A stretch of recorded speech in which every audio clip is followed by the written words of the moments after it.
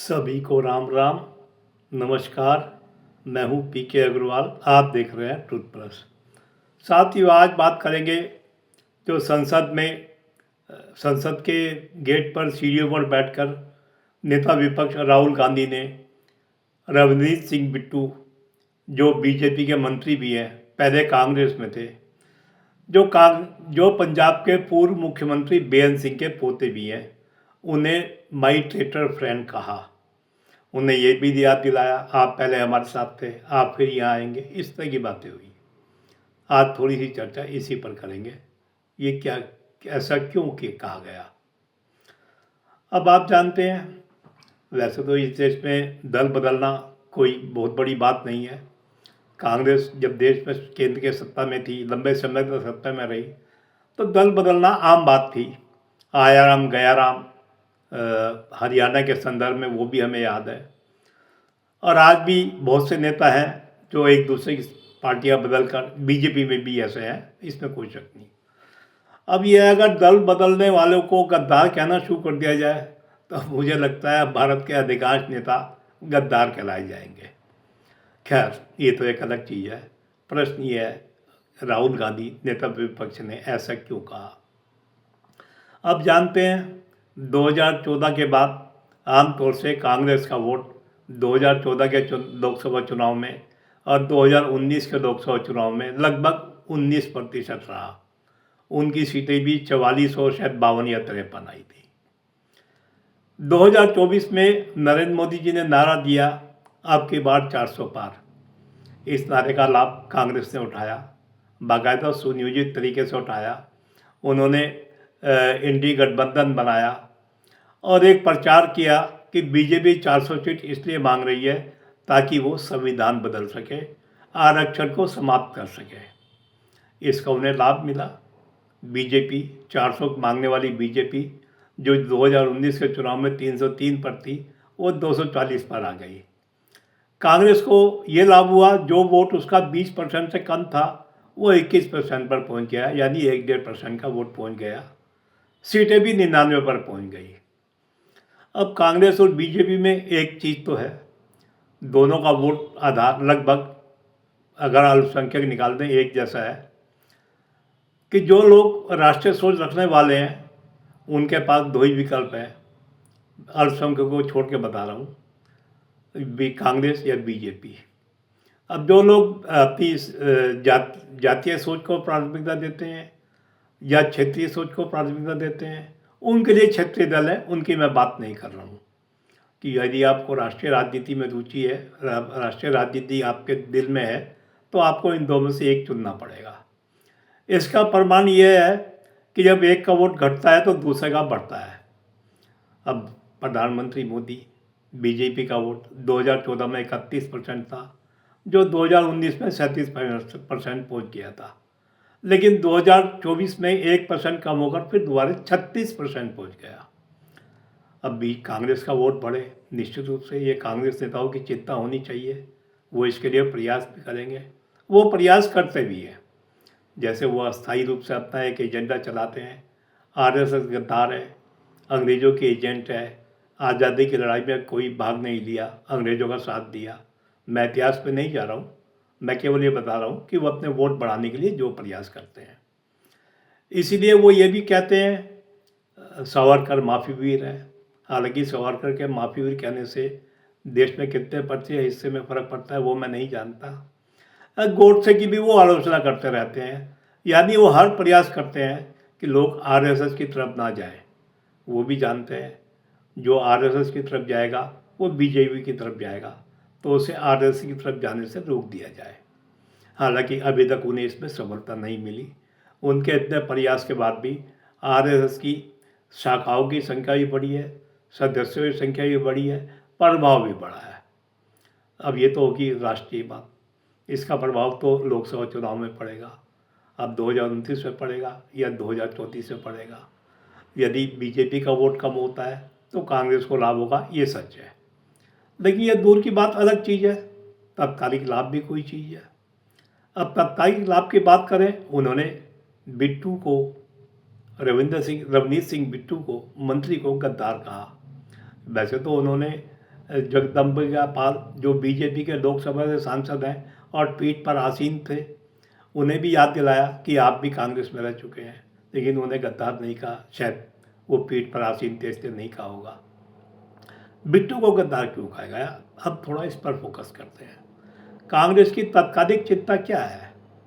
क्या कांग्रेस की तात्कालिक चिंता पंजाब विधानसभा चुनाव है, जो लगभग 1 साल बाद होने वाला है? मैं थोड़ा सा पंजाब के आंकड़ों पर आपको आता हूँ, चुनावी आंकड़ों पर। 2022 के चुनाव में आम आदमी पार्टी ने लगभग 42% वोट यानी 65 लाख वोट प्राप्त किए और 119 में से 92 सीट प्राप्त की। कांग्रेस इसके लगभग आधे पे रही, 22% वोट और 18 सीट प्राप्त की। मुख्य विपक्षी दल कांग्रेस है। लेकिन 2024 में खेल पलट गया। कैसे पलट गया? 2024 में आम आदमी पार्टी के वोटों में लगभग 30 लाख वोटों की कमी आ गई। अब ये 30 लाख वोट कहाँ गए, ये बाद में बात करेंगे। 2022 के विधानसभा चुनाव में लगभग पंजाब में 1,55,00,000 वोट लोगों ने वोट डाला, लेकिन 2024 में यही संख्या घटकर 1,35,00,000 हो गई, यानी लगभग 20 लाख वोट कम पड़े। अब सवाल यह 20 लाख वोट ना देने वाले कौन थे? क्या ये वो लोग थे जिनकी आशाएं आम आदमी पार्टी से टूट गई थी? ये सोचने वाली बात है। दूसरी तरफ कांग्रेस जो 2022 में लगभग 35 लाख वोट लाई थी, वो 2024 लोकसभा में भी 35% वोट लाई। केजरीवाल आम आदमी पार्टी से कुछ ज़्यादा, और उसका फ़ायदा उसने ये उठाया, वो 13 में से 7 सीट जीतने में कामयाब रही, जबकि केजरीवाल की पार्टी 3 सीट पर आ गई। बीजेपी को लोकसभा में कुछ नहीं मिला, विधानसभा में 2 सीटें मिली।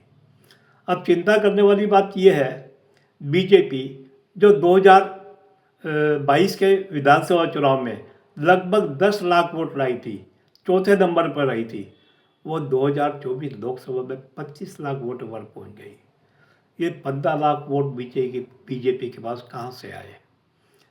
कांग्रेस का वोट तो वही रहा, 2022 में भी 35 लाख, 2024 में भी 35 लाख, 2 लाख में बीजेपी के पास 15 लाख वोट कहाँ से आए? ये चिंता करने वाली बात सब पार्टियों के लिए है। अब क्योंकि जैसे मैंने बताया, आम आदमी पार्टी का 30 लाख वोट कम हुआ, इसी तरह शिरोमणि अकाली दल का भी 10 लाख वोट कम हुआ, दोनों का 40 लाख वोट कम हुआ। 20 लाख वोट कम पड़े, यानी 20 लाख वोट शिफ्ट हुए। ये 20 लाख में 15 लाख बीजेपी के हिस्से में आए। इसमें आप कह सकते हैं आम आदमी पार्टी का वोटर भी होगा, शिरोमणि अकाली दल का वोटर भी होगा। अब जो पार्टी 2 साल में अपना वोट 2.5 गुना कर सकती है, वो पार्टी खतरनाक तो होगी ना। अब यही पार्टी बीजेपी यदि 2027 के चुनाव में, जो लोकसभा चुनाव के बाद 3 साल बाद होने जा रहे हैं, यदि 25 लाख से आगे बढ़ गई तो किसका नुकसान करेगी? क्या कांग्रेस के नेताओं को ये चिंता सताई जा रही है? क्या इसलिए वो चाह रहे हैं पुराने कांग्रेसी वापस कांग्रेस में आ जाए? भाई अगर बीजेपी का वोट बढ़ता है, किसी का वोट तो जाएगा। अगर आम आदमी पार्टी का जाएगा तो आम आदमी पार्टी नुकसान में है, कांग्रेस का जाएगा तो कांग्रेस को नुकसान होगा। तो शायद इसलिए चाहते हैं कि जो हमारे पुराने वोटर हैं वो वापस आ जाए। वो एक पंजाब में भी संदेश देना चाहते हैं कि जो ये दल बदलू हैं, ये गद्दार हैं, आप इन्हें वोट मत दें। यानी उनका जो 2 प्रयास हैं, बीजेपी का वोट ना बढ़े या कम हो और अपना वोट बढ़े, जो एक पार्टी के नाते उनका कर्तव्य भी है। अब एक चीज़ और बताएं, चिंता करने का एक कारण और भी है। केजरीवाल आम आदमी पार्टी दिल्ली में पहली बार 28 सीट जीत कर आई थी, 70 में से 28 केजरीवाल मुख्यमंत्री बने थे। दूसरे चुनाव में 70 में से 67 जीत कर आई थी, प्रचंड बहुमत लाई थी। तीसरी बार भी 67 में 62 जीत कर प्रचंड बहुमत लाई थी।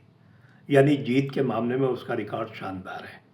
क्या कांग्रेस को ये डर लग रहा है कि अगर केजरीवाल जो दिल्ली में 3 बार सरकार चला चुके हैं, 2 बार प्रचंड बहुमत की चला चुके हैं, क्या वो पंजाब में दोहराने जा रहे हैं?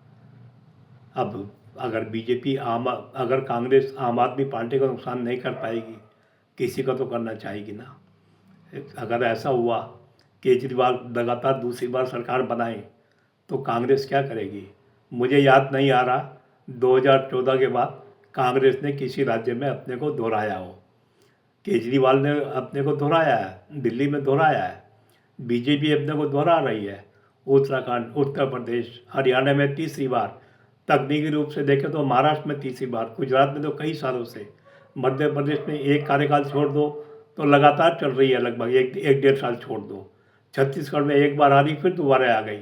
राजस्थान में अल्टा पल्टी होती रहती है। कांग्रेस का ऐसा कोई रिकॉर्ड नहीं है। जीतने के मामले में बीजेपी और आम आदमी पार्टी उससे बेहतर है वर्तमान हालत में। मैं 2014 के बाद की बात कर रहा हूँ।